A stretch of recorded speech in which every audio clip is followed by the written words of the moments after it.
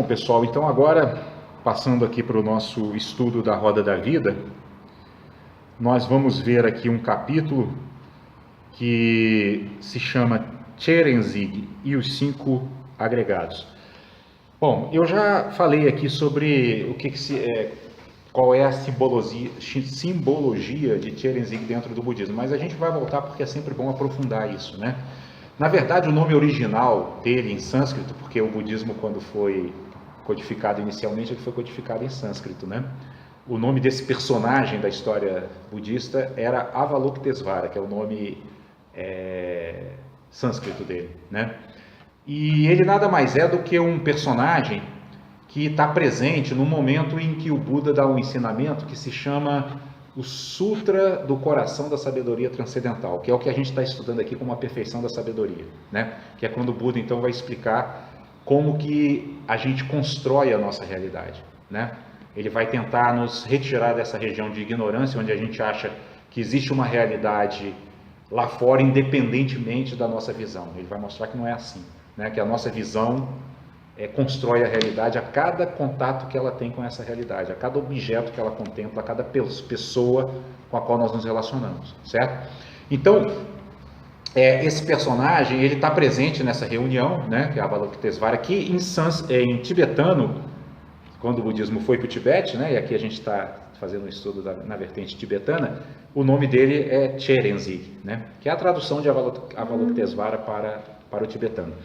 E ele representa como se fosse assim o aspecto compassivo da nossa natureza divina também. Ele, além de ser esse personagem, ele representa isso, ou seja, nossa natureza divina, ela tem, vamos dizer assim, para simplificar, depois a gente pode até desenvolver mais isso, mas para simplificar, nossa natureza divina, ela tem 2 aspectos, sabedoria e compaixão, né? Ou seja, lucidez, porque se nós não tivermos clareza, nós não vamos poder ter compaixão, porque nós não vamos poder ajudar os seres a saírem do sofrimento se nós mesmos estamos confusos. Então temos que estar lúcidos, né? E esse ser Tcherenzig, ele representa, ele simboliza essa compaixão, ou seja, é como se fosse o ser iluminado, como era o caso de Jesus, né? Porque nós estamos estudando isso aqui também, na verdade, com a finalidade de ter uma compreensão mais profunda do Evangelho, né? Então é como se fosse, por exemplo, Jesus, o ser iluminado, né? Mas que tem esse lado em que ele vem ao mundo para ouvir as pessoas no mundo, saber o que elas precisam e oferecer a elas chances de que elas caminhem, avancem e se libertem do sofrimento. Lembram da mensagem dele? Conhecereis a verdade e a verdade vos libertará. Certo? Então esse é Tcherenzig, né, que ele está falando aqui, só para vocês saberem que vai aparecer no texto. E os 5 skandhas são os 5 agregados que eu já falei aqui. Vocês lembram? Nós na nossa encarnação humana, nós temos corpo e mente. Sendo que a mente se compõe de quê? Sensações, né? Visuais, olfativas, gustativas, né? Auditivas, táteis e mentais, né? E nós temos percepções, né? Ou seja, tudo aquilo com que a gente se depara, a gente identifica, né? Por exemplo, eu olho aqui à minha frente e vejo uma jarra. Isso é uma percepção, né? Então, identifiquei, percepção. O outro aspecto da nossa mente são as formações mentais, ou seja, a nossa estrutura kármica, que faz com que a gente perceba as coisas da forma como a gente percebe. Ou seja, por exemplo, uma pessoa que para o Emmanuel é chata, para mim pode ser uma pessoa simpática. Por quê? Porque nossas estruturas kármicas são diferenciadas, né? São específicas, né? Então essa estrutura kármica faz parte também da nossa mente, a formação mental, né? Por isso que chama formação mental. A gente forma nossos conceitos, nossas ideias e nossas percepções a partir dessa estrutura que está dentro de nós, né? E por último, a consciência. A gente vai formando uma consciência para cada sentido. Consciência auditiva, porque a gente lembra das coisas que ouviu, a gente lembra das coisas que viu, a gente lembra dos odores que sentiu, a gente lembra dos sabores, né? Que já lembra das texturas das coisas que nós já tocamos, né? E dos conceitos que nós já internalizamos na nossa mente. Então isso são as 6 consciências, tá certo? Então quais são os 5 agregados? Corpo, sensação, percepção, formações mentais e consciência, certo? Então é isso que esse capítulo vai falar, né? Qual é a relação desse aspecto compassivo da nossa natureza divina, Tcherenzik, chamado Tcherenzik aqui, com esses 5 agregados que formam a nossa personalidade humana. Para quê? Para que a gente saiba se posicionar no mundo de maneira mais sábia. Essa é a finalidade prática desse ensinamento, ok? E nesse início aqui, o Lama vai comentar o seguinte, ele diz assim: presente no mundo condicionado dos seres humanos, Tcherenzik conversa com Shariputra. Shariputra é um monge que vai fazer uma pergunta a esse ser, que já é um ser iluminado, e Shariputra é um monge, então ele quer saber como caminhar com mais segurança no mundo. Então Shariputra representa a gente, né? É como se fôssemos nós aqui perguntando: e aí, Senhor, o que nós fazemos? Nós queremos avançar, nós queremos entrar nesse caminho, mas como que a gente entra nesse caminho? Né? Como que a gente se desfaz dos nossos, supera nossos impulsos, né, mais animais, e constrói uma consciência mais estruturada espiritualmente? É essa pergunta que Shariputra vai fazer, basicamente, em outros termos, mas é isso que ele pergunta. Por quê? Porque ele está diante de um ser iluminado, que é Tcherenzik, né? E que é compassivo, está ali disponível para nos ajudar, como Jesus. Está ali no mundo para nos ajudar. As pessoas chegam perto dele, o que pedem, ele tenta, dentro das possibilidades, satisfazer. Cura os cegos, cura os leprosos, consola, né, os aflitos e assim por diante, né? Então, esse aspecto, né, do ser iluminado, que dentro do Espiritismo é Jesus, né, ele está ali presente, né? E Shariputra, que representa a nossa presença no mundo, está perguntando: como que eu faço, né? Então ele diz assim: esse ensinamento da perfeição da sabedoria começa a partir desse encontro. Porque como que a perfeição da sabedoria vai se desenvolver se nós não estivermos dispostos a aprender? Então esse encontro ele é muito simbólico, porque ele representa o nosso encontro com Jesus também, né? Por que nós estamos aqui? Porque em algum momento das nossas vidas, seja dessa vida presente ou de vida passada, ou de vidas passadas, nós acendemos alguma luz dentro de nós e falamos assim: não, eu queria procurar uma outra forma, né? Uma outra forma de estar no mundo, né? Que me traga mais paz, que me traga mais serenidade, que seja mais estável, né? Que não fique oscilando como a gente oscila, né? Entre alegria, tristeza, né? Felicidade, sofrimento, prazer, dor, né? Então em algum momento acende essa luz na gente, a gente procura. Então quando a gente procura, aí vem aquela frase oriental: quando o discípulo está pronto, o mestre aparece. Porque o mestre sempre esteve lá, porque acima de tudo esse mestre é um mestre interno. Ele está aqui, só que está adormecido. Então quando a gente começa a se incomodar, a achar que as coisas não poderiam ser melhores do que são, a gente está dando uma aberturazinha para que o mestre que já estava ali apareça. Ou seja, conectando com a nossa mensagem, a gente com os nossos ouvidos começa a se apurar, a ouvir outros sons, a ouvir outras frequências, a ouvir frequências mais elevadas. Compreensível isso, pessoal, né? Frequências mais elevadas.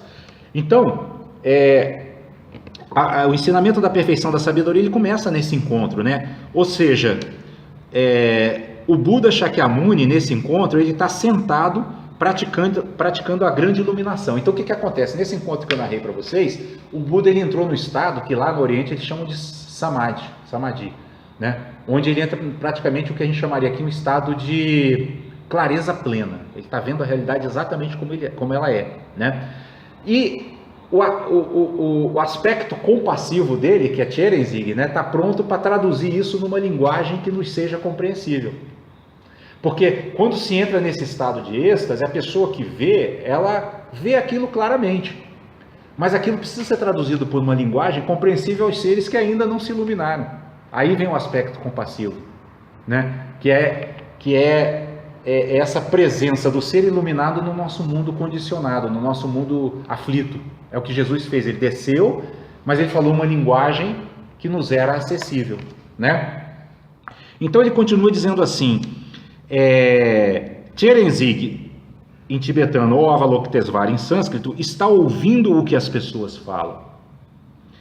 Em certo momento se dá conta, é isso, não importam o que falem, as pessoas referem-se sempre aos seus 5 agregados. Elas dão realidade e solidez aos 5 agregados e com isso dão solidez às suas experiências e sonhos como se fossem reais, né? Então, vejam, eu recentemente estava vendo um vídeo onde o palestrante comenta assim sobre um antropólogo que estava numa tribo indígena fazendo um estudo de antropologia para ver, né? Porque o antropólogo ele estuda as culturas, as várias culturas, né? E ele estava numa tribo indígena.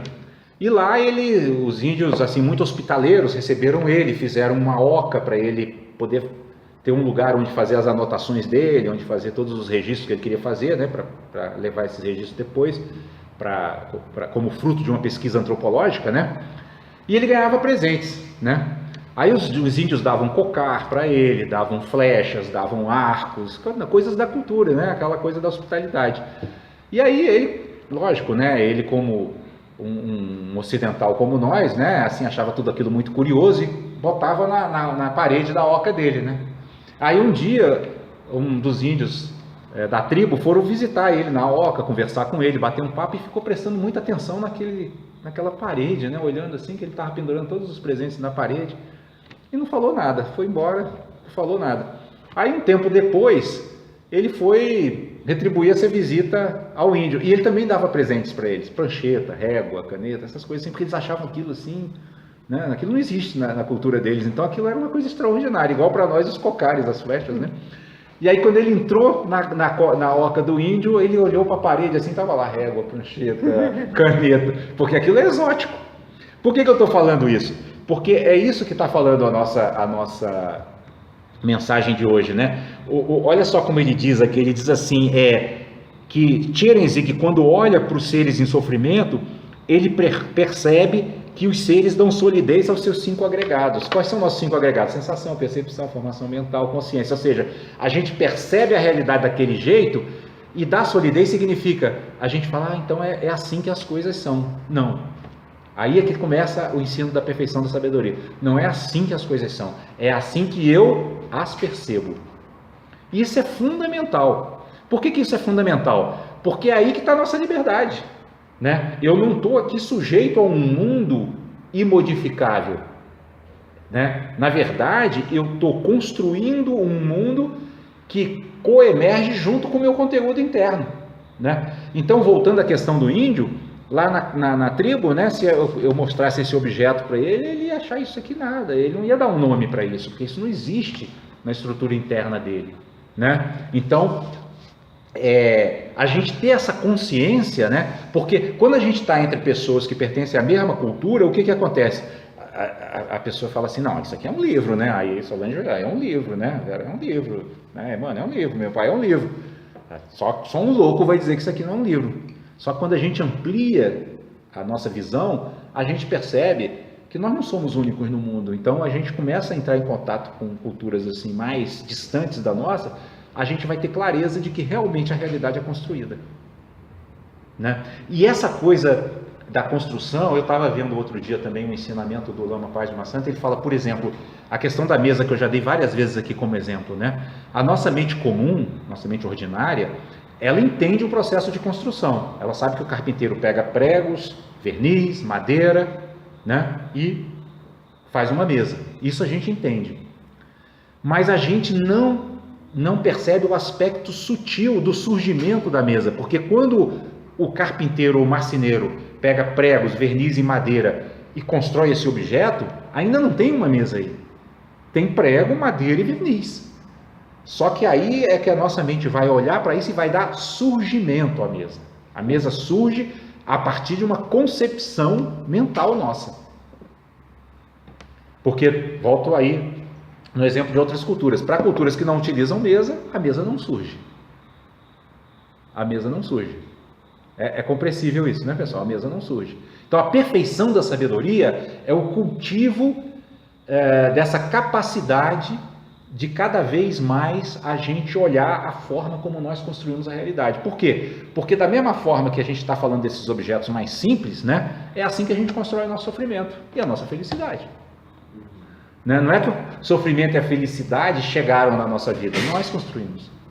Só que nós não temos a percepção para ver isso. É os ouvidos e os olhos para ver e ouvir. A mensagem, né, de hoje é ouvidos, né? ouvidos e olhos para ver. Então esse estudo e a contemplação desse ensinamento, que é importante ver uma coisa, pessoal, não basta, do ponto de vista espiritual, o estudo, não basta a compreensão. A compreensão é importante e indispensável, porque sem compreensão não vou a lugar nenhum. Mas é preciso a contemplação, é a gente começar na nossa vida descobrir aqueles momentos de lucidez onde a gente percebe, olha, agora eu percebi claramente, aqui eu estou construindo essa realidade. Ela não é só, porque na verdade isso se aplica a tudo, mas num primeiro momento a gente não vai ter condições de ver isso em tudo, mas a gente tem que começar, igual aquela ideia que nós colocamos na mensagem de hoje, no treinamento, a cada vez ampliar mais a nossa capacidade de olhar como que a gente constrói isso, inclusive em situações mais complexas, como por exemplo, situações de conflitos familiares. A gente diz assim, está instalado o conflito familiar. Não, o conflito familiar não está instalado. Eu estou olhando para ele dessa forma. Será que eu não posso olhar de uma outra forma? Será que eu olhando de uma outra forma, eu também não vou emanar vibrações, energia, que vão de repente até dissolver o conflito? O Deepak Chopra, ele fala isso no livro O Caminho do Mago, quando você se transforma, o mundo em que você vive também será transformado. Não tem como não ser. Primeiro, porque a sua visão se transformou, então você já vai olhar aquilo de uma maneira diferente. Segundo, porque você vai emanar um outro tipo de energia, as pessoas vão de alguma forma mudar a sua maneira também de se comportar naquela situação, porque você está dando uma contribuição positiva com o seu olhar. Vocês percebem a importância desses ensinamentos?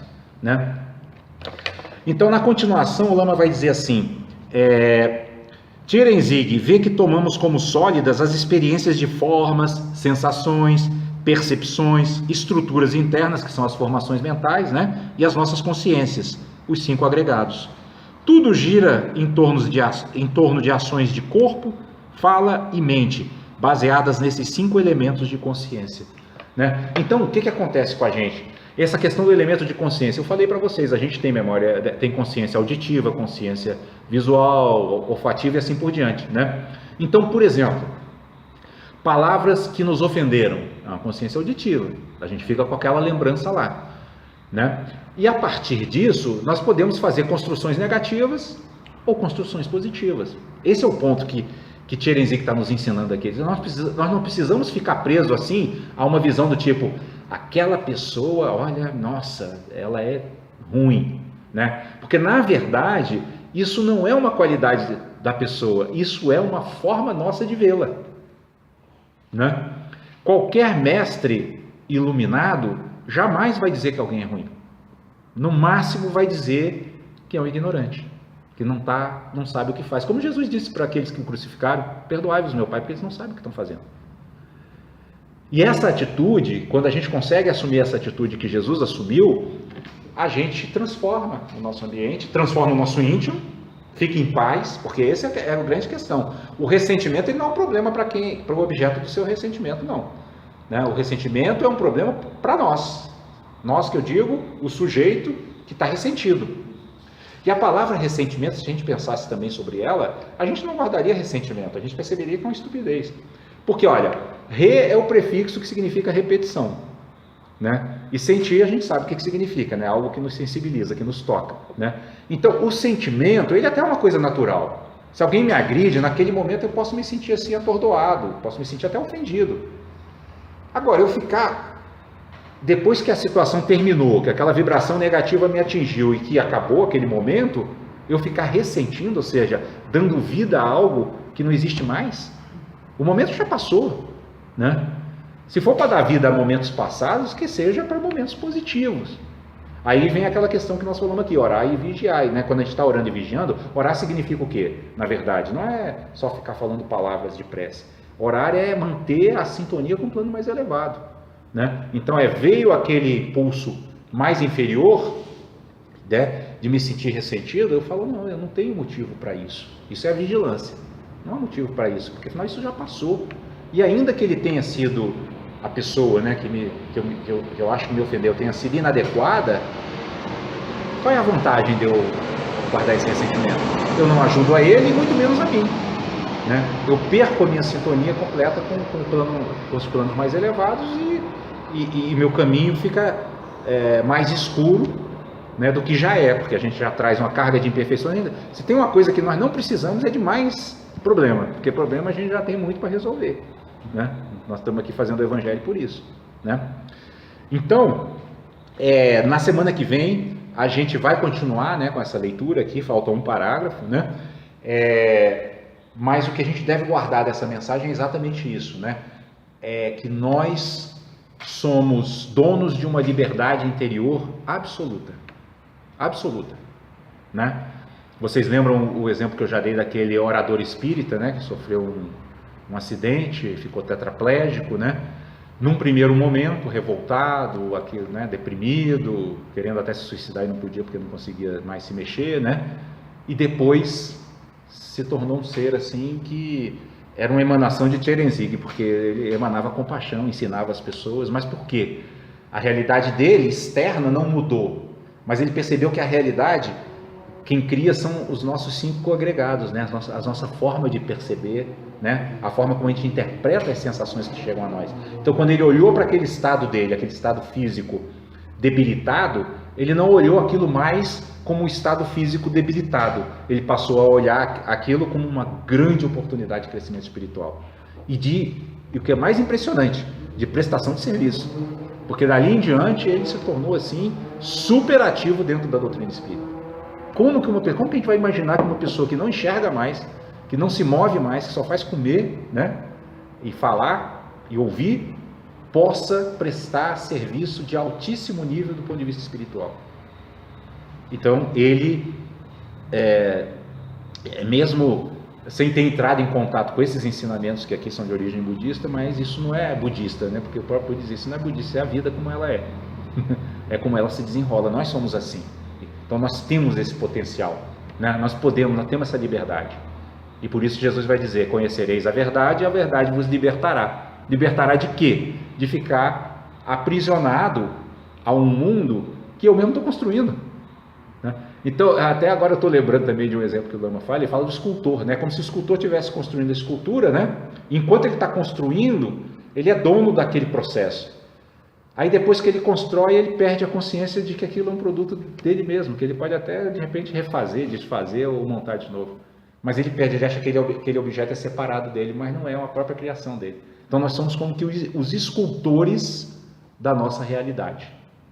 Acho que é uma figura que dá para fazer com que a gente clareie bem essa visão, né? A gente esculpe a cada momento, pessoal, cada momento, cada sensação, né? Eu olhei aqui para Solange, essa Solange que eu estou vendo agora é única, eu estou construindo agora, porque num outro momento eu já construí de uma outra forma, porque a realidade é muito dinâmica, tanto interna quanto externa. Então, se nós temos esse poder nas nossas mãos, basta o quê? A gente desenvolver a lucidez para fazer boas construções, né? Parar de fazer construções confusas, né? Que nos desequilibrem.